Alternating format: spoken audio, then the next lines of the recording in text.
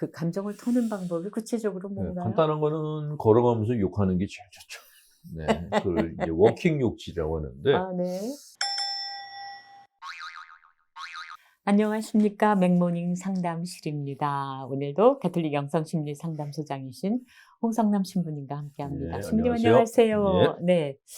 근데 참 우리 시대에 희귀한 일이 벌어졌죠. 네, 얼마 전에 그 국가대표 펜싱 선수와 음, 또 그와 결혼을 앞둔 사람의 사건이 벌어졌는데 네, 이게 도대체 어디까지가 진짜이고 어디까지가 맞는 말인지를 도저히 음, 마치 무슨 우리 다 그 뉴스를 보고 듣는 사람이 늪에 빠진 듯한 음, 음, 그런 상황이었어요. 이것도 하나의 시대적인 현상인가.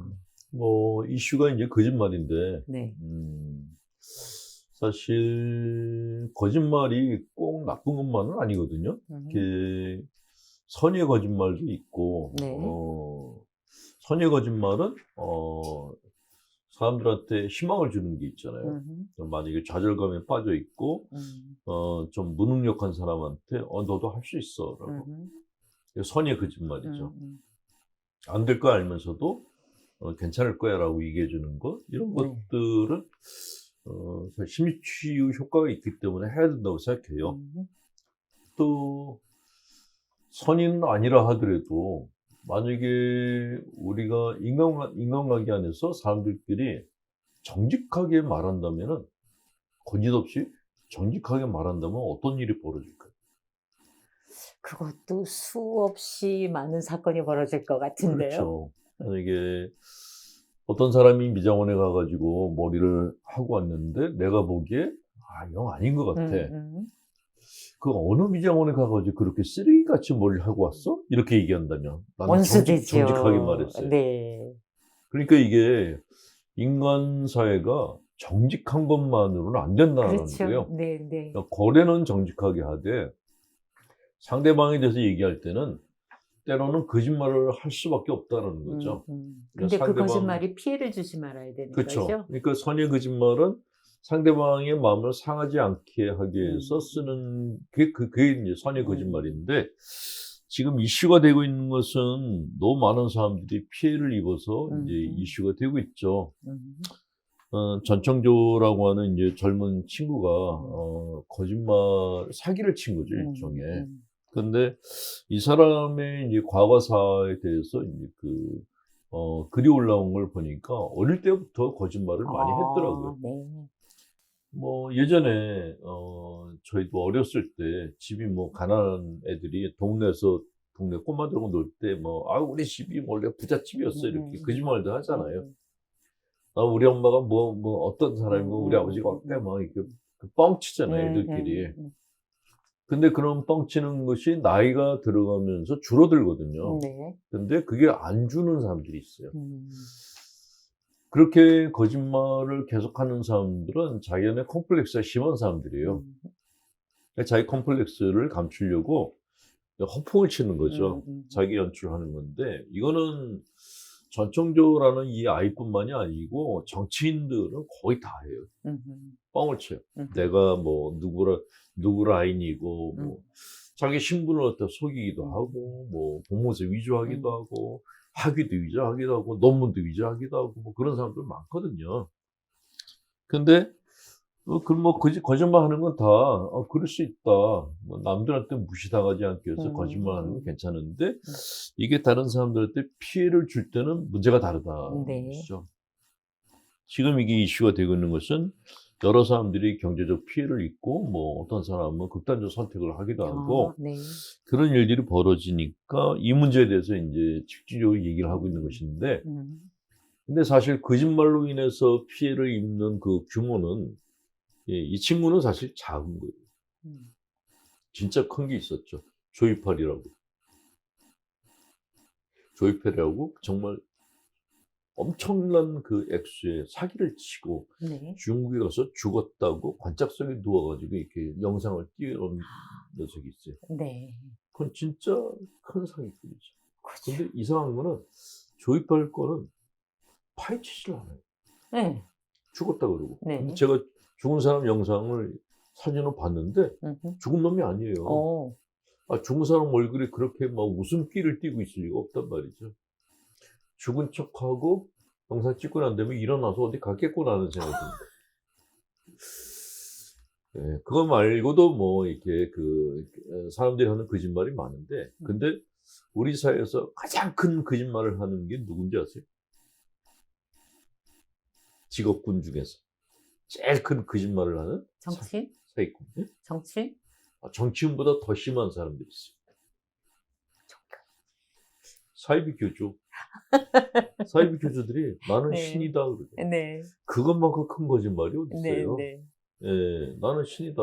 나는 성령이다. 나는 보혜사다. 음. 그래 놓고 신도들한테서 노동 착취하고 돈 착취하고 다 착취 다 해요. 근데 아무도 안 건드려요. 전청조는 그 20몇 명 되는 사람들 피해를 줬다고 막 언론에서 막 그냥 거의 그냥 네, 뭐 네, 네. 돌을 던져가지고 돌무덤을 만들 지경으로 만드는데 정말 수많은 사람들을 착취를 한 사이비 교주들은 네, 안 네, 건드려요. 네. 왜 그럴까요? 선거 때. 그러니까. 표 때문에. 그러니까 우리 사회가 갖고 있는 가장 큰 문제가 뭐냐면 큰 건은 안 건드려. 작은 건들만 건드려. 작은 건들 건드려서 큰 건을 감추려고 하는 그런 습성이 있다는 것이 네. 우리 사회의 가장 암적인 그런 음흠. 요소가 아닌가 하는 생각이 듭니다. 그래서 재미를 좀 봤나 보죠. 모르죠. 근데 정말 그 개개인이 선의의 거짓말이 아닌 정말 악의의 거짓말, 남에게 피해를 줘서 정말 그 피해가 눈두덩이처럼 불어나서 어떤 사람은 정말 살고 싶지 않게 하는 거짓말. 이런 건 정말 큰일입니다. 자, 오늘 사연이에요. 저는 사랑이 뭔지 모르겠는 40대 주부입니다. 결혼한 지 14년, 초등학교 3학년 외동아들이 있습니다.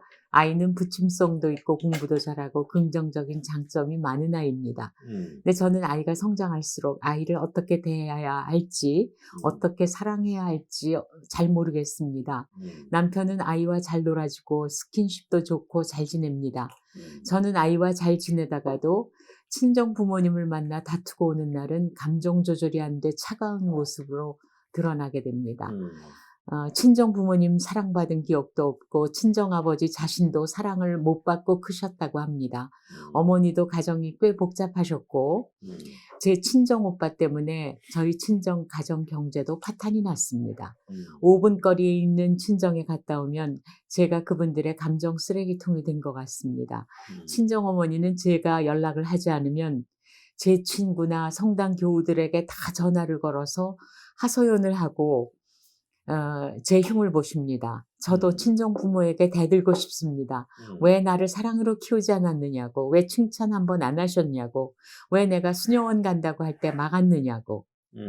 제가 어떻게 하면 제 가정을 따뜻하게 만들 수 있을까요? 이 글을 쓰면서 제 마음도 치유되길 바라고 있습니다. 정말 참 가슴 아프네요.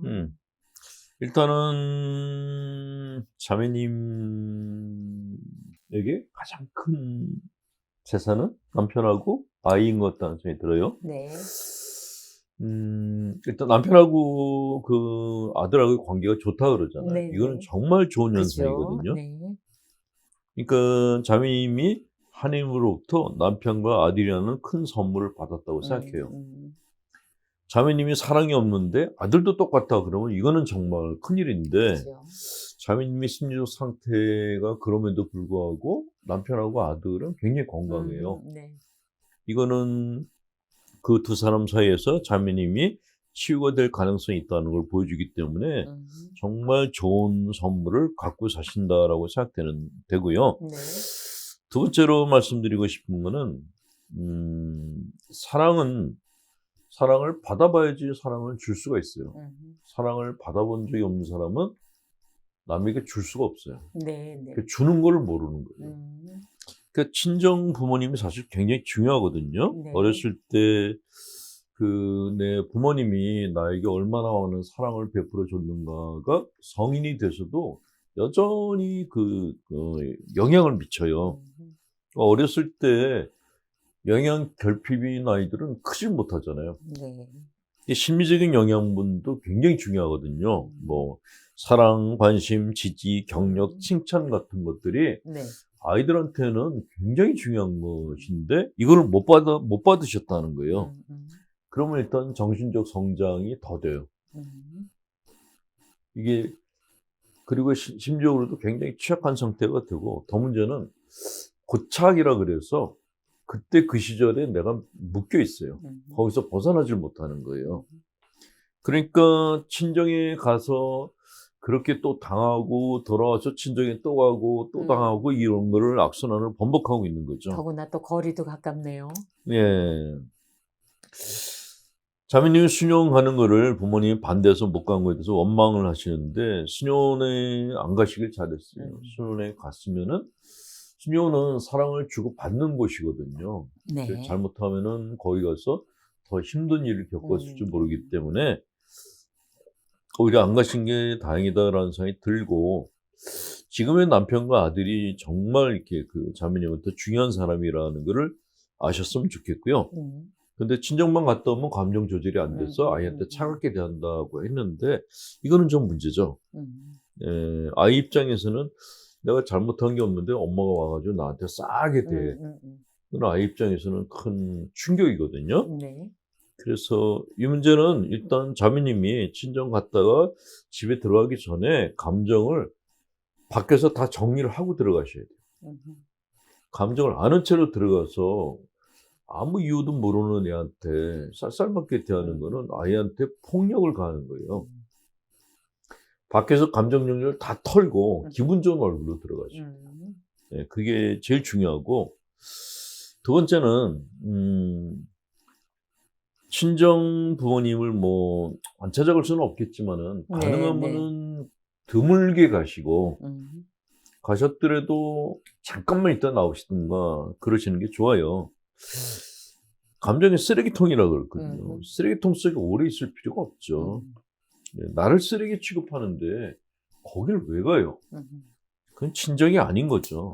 네, 남남이라고 봐도 과언이 아닐 정도인데 뭐 친정 부모님은 당신들도 사랑을 못 받아서 그렇다라고 네. 얘기를 한다 그러는데 그건 당신들 문제고 사랑을 못 받았으면 딸한테 사랑을 줘야지. 당신들이 못 받았다고 딸한테 안 주고 찾아온 딸을 갖다가 홀대를 한다면은 이거는 그 부모님이 대죄를 짓고 있는 거예요. 따님은 그런 부모님에게 이렇게 뭐 자주 찾아가서 이렇게 뭐 오랜 시간 갖는 거 그거 별로 좋지 않아요. 가더라도 그냥 뭐 명절 때 1년에 2번 그냥 인사차 갔다가 선물만 드리고 바로 나오세요.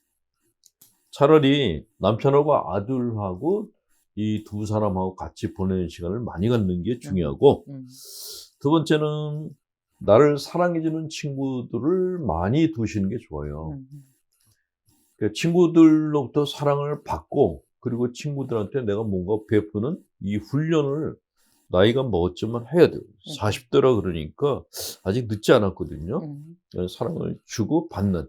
그러니까 친구들을 음식을 준비해서 친구들을 초대하고 그 친구들로부터 맛있다라는 얘기를 들어보는 그런 경험이 굉장히 중요해요. 그러니까 재밌고 유쾌한 시간을 많이 그렇죠. 가지고 그런 시간을 하는 가지면은 마음이 경직된 게 풀리기 시작하죠.